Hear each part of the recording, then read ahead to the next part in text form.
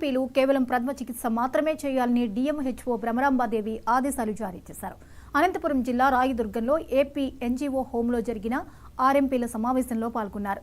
ఆర్ఎంపీలు తమ పరిధి దాటి వైద్యం చేస్తూ ప్రజల ప్రాణాల మీదకు తీస్తున్నట్లు తమ దృష్టికి వచ్చిందన్నారు.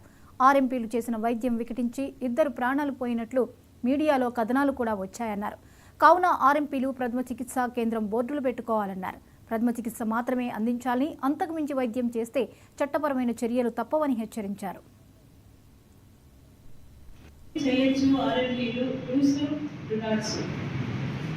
ప్రాథమిక ట్రీట్మెంట్ మాత్రమే వాళ్ళు చేయాలి. ఏమంటే కట్టడము, ఓఆర్ఎస్ ప్యాకెట్ ఇవ్వటము, పారాసిటమాల్, అంతేగాని అంతకుమించి వైద్యం చేయటానికి లేదు. ఫస్ట్ ఎయిడ్ సెంటర్ అనేది మాత్రమే పెట్టాలి.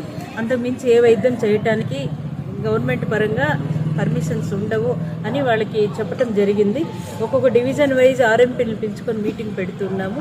పోయిన నెల కళ్యాణదుర్గంలో పెట్టాము. అందరు ఆర్ఎంపీలకి ఇన్స్ట్రక్షన్ ఇవ్వటం జరిగింది.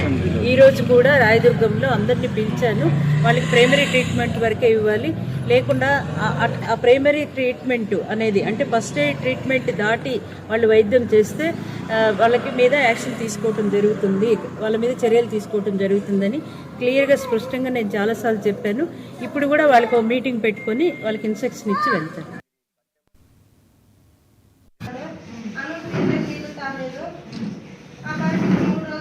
తర్వాత